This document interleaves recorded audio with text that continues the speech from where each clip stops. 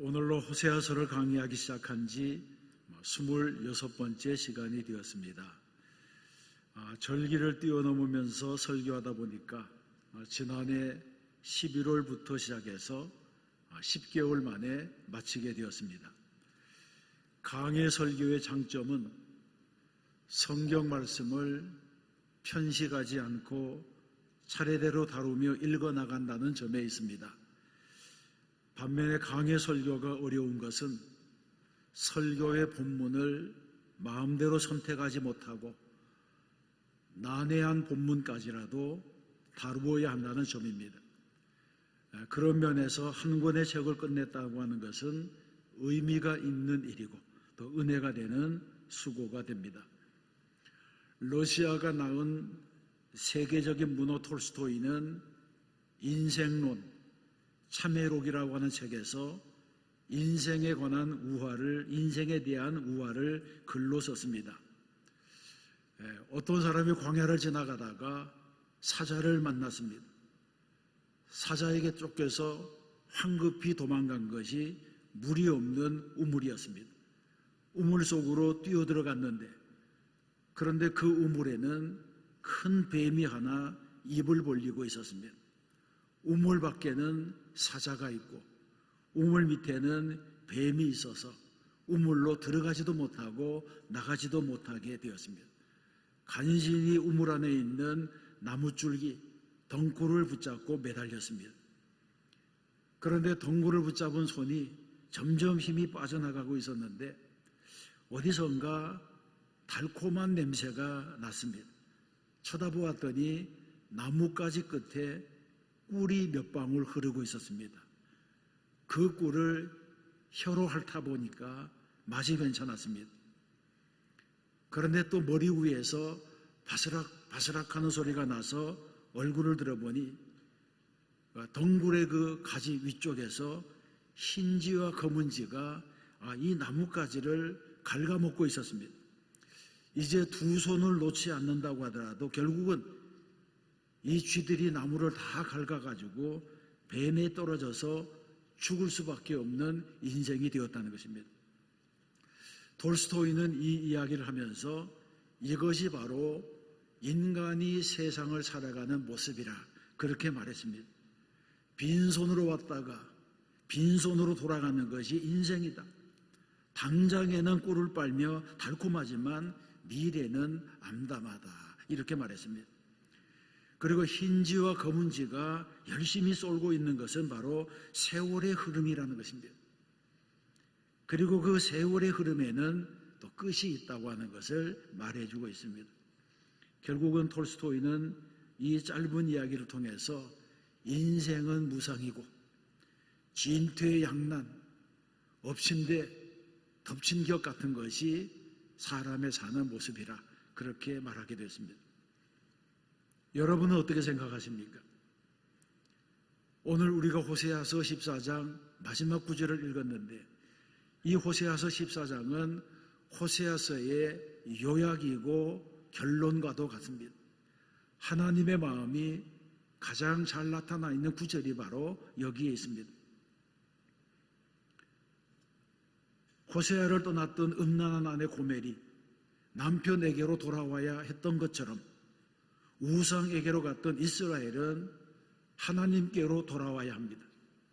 돌아오기만 하면 용서하시고 돌아오기만 하면 인자와 긍휼을 베푸시겠다고 하는 것이 한결같은 하나님의 말씀입니다. 그러면 하나님께로 돌아오는 자에게 베풀어 주시는 은총은 어떤 것입니까? 4절에서 말씀합니다. 내가 그들의 반역을 고치고 기쁘게 그들을 사랑하리니 나의 진노가 그에게서 떠났음이니라. 아멘. 여기에는 세 가지 은총이 있습니다.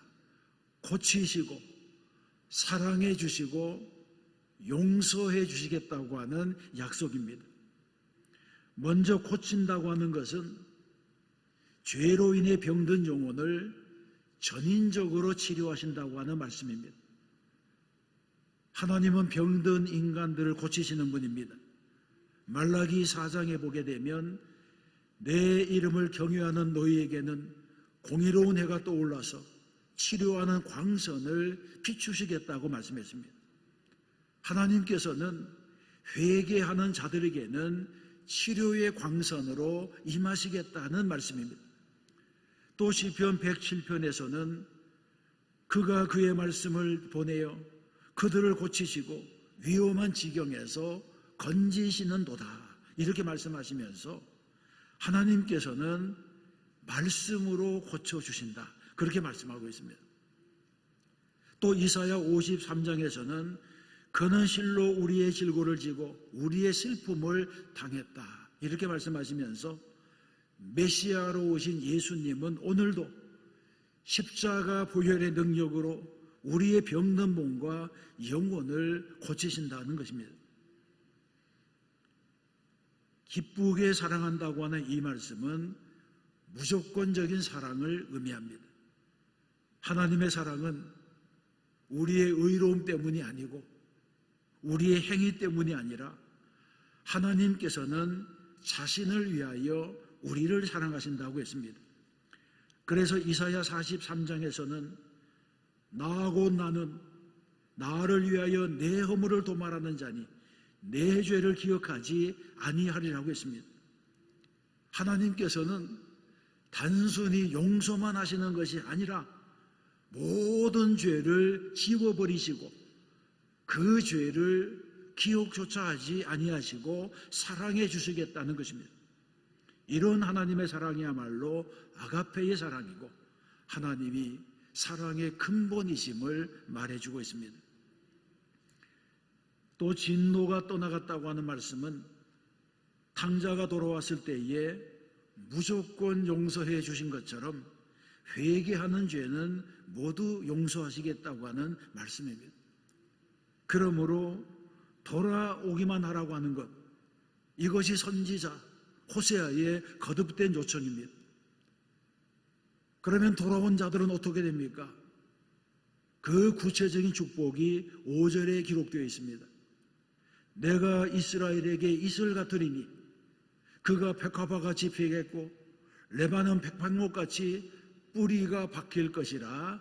아멘. 이 말씀을 좀 더 자세히 살펴보면 첫 번째는 이슬과 같으신 하나님입니다. 이 말씀은 하나님께서 이스라엘에게 이슬과도 같다고 하는 말씀입니다. 그러면 이슬과 같은 축복은 무엇을 뜻합니까? 이스라엘의 기후는 건기와 우기로 나누어져 있습니다. 건기는 대부분의 식물을 말라 죽게 할 만큼 태양열이 뜨겁습니다. 성경에 보게 되면 요나가 니느웨 성 밖에서 뜨거운 동풍을 만나 죽는 것이 사는 것보다 낫겠다고 불평하는 기록이 남아 있습니다. 뜨거운 바람이 불어오면 광야에 있는 초목이 마르고 땅바닥이 입을 벌리게 됩니다. 그런데 이런 건기에도 식물들이 죽지 않고 버틸 수 있는 것은 유일한 길이 있었기 때문입니다. 그것은 바로 밤사이에 내리는 이슬입니다. 일교차가 심하면 풀잎에 이슬이 맺히게 됩니다. 더운 여름에 차가운 물을 컵에 담으면 그 컵 언저리에 물이 맺히는 것과도 같습니다. 밤에 내리는 이슬이 건기의 식물들을 생존하게 합니다. 이것이 없으면 죽을 것입니다. 밤이슬은 수분 공분의 원천입니다. 그러면 하나님께서 이스라엘 백성들에게 이슬이 되어주신다고 하는 것은 어떤 의미가 있습니까? 이 말씀은 하나님께서 곤고한 지경에 빠진 이스라엘 백성들에게 결코 은혜를 거두지 않겠다고 약속하시는 말씀입니다. 이런 이슬의 특징 중에 하나는 이슬이 밤에만 내린다는 것입니다. 이슬이 뜨거운 낮에 내리면 식물의 수분을 공급하기도 전에 말라버리고 말 것입니다. 그러나 이슬은 밤에 살짝 내려서 메말라가는 식물을 소생하게 하고 열매를 맺게 합니다. 마찬가지로 하나님께서 우리에게 내리시는 이슬도 가장 필요할 때에 가장 확실하게 도움이 될 때에 내려주십니다. 하나님께서는 그 때를 아시는 분입니다. 우리는 세상을 살아가면서 하나님의 때에 주목해야 됩니다. 그리고 하나님의 때를 읽을 줄 알아야 합니다. 인간의 생각에는 가장 뜨거울 때에, 땅이 메말라서 갈라지고 있을 때에 이슬이 내려야 한다고 생각하지만 하나님의 때는 낮이 아니라 밤입니다. 하나님께서는 우리에게도 가장 필요한 때가 언제인지를 아십니다. 이사야 55장에 보면 내 생각이 너희의 생각과 다르며 내 길은 너희의 길과 다름이라고 말씀했습니다. 우리는 이런 하나님의 마음, 하나님의 생각, 하나님의 뜻을 깨달아 알아야 됩니다. 이것을 아는 것이 우리에게는 복이 되고 은혜가 되는 것입니다. 그런데 하나님의 은혜를 이슬에 비유한다면 한 가지 더 생각할 것이 있습니다. 그것은 이슬이 날마다 내리는 것이라고 하는 사실입니다. 마치 이스라엘 백성들이 광야에서 매일 일용할 양식으로 만나를 먹은 것과 같이 이슬도 매일 밤 소리 없이 내립니다. 하나님께서 주시는 복이 이슬과 같다고 하는 것은 바로 이와 같은 것을 표현하는 말입니다. 하나님께서 주시는 복과 은혜는 갑자기 하늘에서 쏟아지는 횡재가 아닙니다. 하나님은 평생 동안 먹고 살 것을 하루 저녁에 주시는 분이 아닙니다. 하나님은 우리에게 일용할 양식을 주십니다. 매일 밤 소리 없이 촉촉이 적셔주시는 은혜입니다. 이것이 바로 이슬의 축복입니다. 이슬은 골고루 내리고 온 누리에 내리고 쉼 없이 내립니다. 이것이 바로 하나님께서 우리에게 주시는 은혜이고 복인 것입니다. 성도 여러분은 하나님께서 매일 이슬같이 내려주시는 은혜와 복을 받는 분들이 되시기를 바랍니다. 하나님은 즐거이 사랑하시는 마음으로 우리에게 이슬과 같은 복을 주신다고 했습니다. 두 번째 복은 레바논의 백향목이 되는 복입니다. 하나님께서 주시는 이슬의 복을 받은 자는 레바논의 백향목같이 된다고 말씀합니다. 5절에서는 먼저 그가 백합화같이 피겠고 이렇게 말씀했는데, 백합화는 꽃봉오리가 피어날 때에 진한 향기를 발하는 식물이고 또 엄청난 번식력을 자랑하는 식물입니다. 한 뿌리에서 50개, 60개 정도의 잔뿌리가 뻗어나가는 식물로 성장의 속도도 빠릅니다. 하나님께서는 이스라엘이 돌아오면 백합화처럼 활짝 피어서 향기를 발하는 꽃과 같이 될 것이라고 말씀합니다. 하나님께로 돌아오면 하나님과 사람을 기쁘게 하는 존재가 된다고 하는 것입니다. 그런데 오늘 우리가 본문을 읽어보게 되면 인생이라고 하는 것은 활짝 핀 백합화만으로는 안 된다고 하는 것을 알게 됩니다. 급성장하는 것만으로는 안 됩니다. 겉모습만 아름다워서도 안 됩니다. 급성장하는 것보다 중요한 것은 지속적인 성장이고 외면보다는 내면이 더 아름다워야 합니다. 그래서 5절에 보게 되면 그가 백합화같이 피겠고 레바논 백향목같이 뿌리가 바뀔 것이라 이렇게 말씀합니다. 백향목과 같이 뿌리를 깊이 내리는 성장을 해야 된다는 말씀입니다.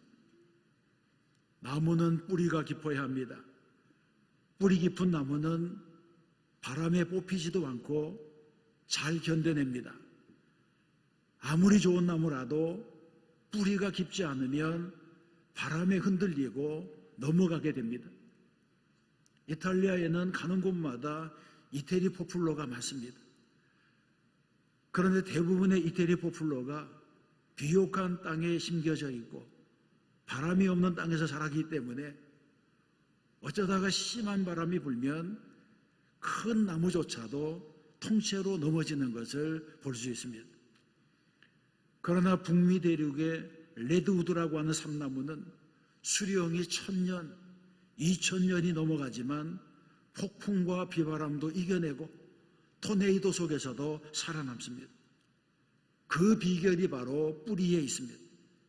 뿌리가 깊이 내렸기 때문에 살아남는 것입니다. 또 삼나무가 숲을 이루게 되면 땅속에서 뿌리들이 얽히고 설켜서 서로를 지탱해 줍니다. 그래서 성경에서는 우리에게도 레바논의 백향목같이 뿌리를 깊이 내리라고 말씀합니다. 신앙도 마찬가지입니다. 신앙의 뿌리가 깊어야지 하나님의 깊은 은혜를 체험할 수 있습니다. 여기에서 한 가지 더 주목해야 될 것은 레바논 백향목같이 뿌리가 박힐 것이라 이렇게 말씀하고 있을 때에 뿌리가 박힌다고 하는 본래 뜻은 이스라엘이 스스로 뿌리를 내린다고 하는 의미가 있습니다. 다시 말해서 스스로 뿌리를 내려야 한다는 것입니다. 이것은 하나님께서 뿌리를 내려주시는 것이 아니라 하나님께로부터 오는 은혜의 이슬을 받아서 내가 스스로 뿌리를 내려야 된다는 말씀입니다. 은혜 받은 자가 해야 될 일이 있다고 하는 것입니다. 하나님을 믿으면 모든 것이 저절로 되는 것이 아닙니다. 기도와 찬송과 헌신이 저절로 흘러나오는 것이 아닙니다. 은혜의 이슬을 받아 믿음의 뿌리를 깊이 내려야지 풍성한 신앙의 열매가 맺히게 되는 것입니다. 그래서 세 번째 생각할 것은 뿌리를 깊이 내린 나무가 어떻게 되는가 하는 것입니다. 6절과 7절의 말씀입니다. 그의 가지는 퍼지며 그의 아름다움은 감람나무와 같고 그의 향기는 레바논 백향목 같으리니 그 그늘 아래에 거주하는 자가 돌아올지라. 아멘. 이 말씀에서도 뿌리를 내리는 일이 먼저고 뿌리를 잘 내리게 되면 그 가지가 넓게 펴지고 아름다운 열매가 맺힌다는 것입니다. 그래서 험한 바위 틈과 척박한 땅을 뚫고 뿌리를 내리는 일이 힘들고 어렵더라도 그 과정을 잘 견뎌내면 뿌리 깊은 나무가 되기 때문에 풍성한 인생이 될 수 있습니다. 6절이 바로 그 사실을 말해주고 있습니다. 가지가 넓게 퍼지고 견실한 감람나무같이 되고 향기가 날리는 나무가 되어 그 그늘 아래 거하는 자가 다시 돌아온다는 것입니다. 성도의 삶이 이런 복된 삶이 되시기를 주님의 이름으로 축원합니다. 아름답게 자라서 향기를 풍기며 열매를 맺으며 시원한 그늘을 만들어서 사람을 불러들이는 인생이 되는 것입니다.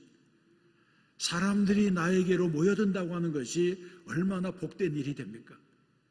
그 그늘 아래에 거주하는 자가 돌아올지라. 이 말씀은 하나님의 이슬을 경험하고 그 이슬을 통해서 성장과 변화를 경험한 사람에게 그 은혜를 나누어 받으려고 사람들이 모여든다고 하는 것입니다.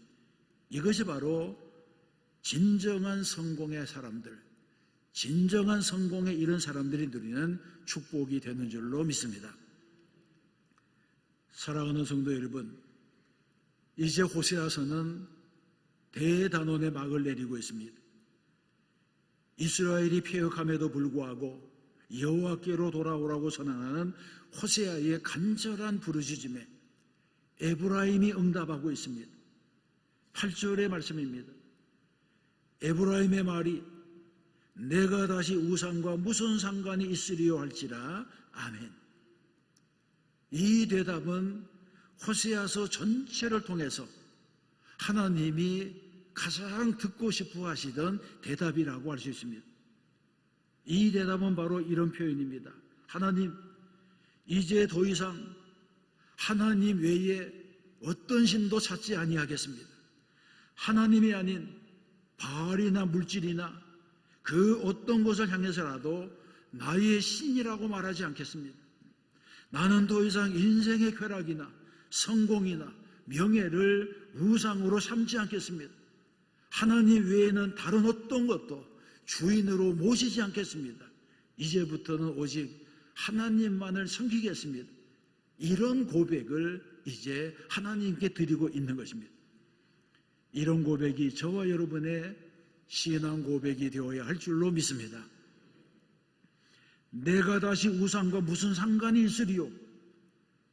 이렇게 담대한 선언을 하는 백성들에게 하나님께서 뭐라고 말씀합니까? 8절 하반절에 보면 내가 그를 돌아보아 대답하기를 나는 푸른 잣나무 같으니 내가 나로 말미암아 열매를 얻으리라고 하십니다. 하나님께 깊이 뿌리를 내는 사람은 푸른 잣나무같이 하나님께로부터 오는 열매를 얻는 사람이 되는 것입니다. 호세아가 거듭에서 선포하는 여호와께로 돌아와야 산다고 하는 것은 신령한 진리입니다. 이런 신령한 진리는 지혜가 있어야지만 깨달을 수가 있습니다. 신령한 것을 깨닫는 것은 지혜의 은사입니다. 성령의 은사를 받아야지 신령한 것을 신령한 것으로 분별하게 됩니다. 그러므로 성령을 받아야 신령한 지혜로 복을 받고 살게 되는 것입니다. 신앙 성숙에는 단계가 있습니다. 첫 번째는 아는 단계입니다. 지식의 단계입니다. 두 번째는 깨닫는 단계입니다. 이것은 아는 정보가 내 안에서 지식이 되는 것입니다. 셋째는 행하는 단계입니다. 깨달아 알게 된 것을 실천하는 단계입니다. 시편 49편에서는 존귀하나 깨닫지 못하는 사람은 멸망하는 짐승 같도다고 했습니다. 다시 말해서 행함이 없는 믿음은 죽은 것이라고 하는 것입니다. 정보가 지식이 되고 그 지식이 삶에 적용되고 실천될 때에 그런 믿음이 가치가 있는 것입니다. 9절에서 결론으로 말씀합니다. 누가 지혜가 있어 이런 일을 깨달으며 누가 총명이 있어 이런 일을 알겠느냐? 여호와의 도는 정직하니 의인은 그 길로 다니거니와 그러나 죄인은 그 길에 걸려 넘어지리라. 아멘. 예수님의 산상수훈의 결론도 누구든지 나의 이 말을 듣고 행하는 자는 그 집을 반석 위에 지은 지혜로운 사람 같으리라고 했습니다. 호세아서에서도 여호와의 도는 정직하니 의인은 그 길로 다니거니와 그러나 죄인은 그 길에 걸려 넘어지리라고 하는 말씀으로 끝나고 있습니다. 여러분, 우리에게도 담대한 믿음, 결단하는 믿음, 실천하는 믿음이 필요한 것입니다. 오스트리아의 비엔나에 임페리얼 박물관이 있습니다. 이 박물관에 세계적으로 유명한 그림 한 점이 소장되어 있는데 특별한 그림입니다.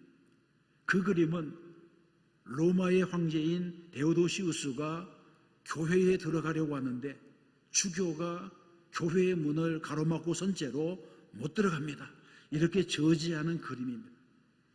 이 그림은 벨기에의 화가 안톤 반다이크의 그림입니다. 그림의 이야기는 다음과 같습니다.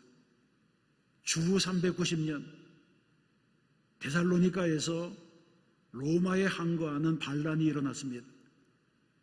그때 황제 데오도시우스는 이를 진압하는 과정에서 데살로니가의 시민 1500여 명을 학살하게 되었습니다. 이 일로 교회는 로마 황제를 엄하게 정죄했습니다. 그 후에 데오도시우 황제가 밀라노에 와서 두오모 성당에 들여가려다가 암브로시우스에게 출입을 거절당했습니다. 암브로시우스는 어거스틴을 기독교로 개종시킨 분으로 당시 모든 사람들에게 존경을 받는 목회자였습니다. 암브로시우스는 교회의 출입문 앞에 버티고 서서 황제가 들어가는 것을 가로막았습니다. 그리고는 못 들어갑니다. 단호하게 꾸짖었습니다. 그러자 놀란 황제가 얼떨결에 성경에는 다윗 왕도 죄인이 아니었습니까? 그렇게 말했습니다. 다윗도 죄인이었고 그래도 하나님 앞에 나아갔는데 나한테 이렇게까지 할 것이 무엇이 있겠느냐, 이런 변명이었습니다. 그러자 암브로시우스는 다윗의 죄를 따르시렵니까? 그러면 다윗의 참회도 따르셔야죠. 다윗처럼 회개하십시오. 이 말을 듣는 황제가 땅바닥에 무릎을 꿇었다고 하는 이 그림의 내용입니다. 그렇습니다. 황제일지라도 회개하지 않는 자는 죄인일 뿐입니다. 어떤 사람이 진정한 회개에 이를 수가 있습니까?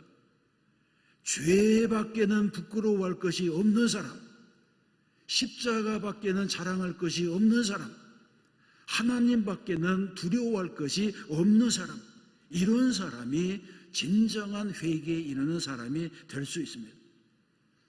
호세아서는 인간의 배신에도 불구하고 끊임없이 사랑하시고 용서하시는 하나님의 은혜에 대해서 말씀하고 있습니다.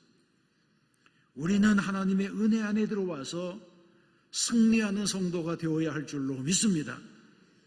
또 한 주간 믿음으로 살고 말씀대로 살아 승리한 성도가 되시기를 주님의 이름으로 축원합니다.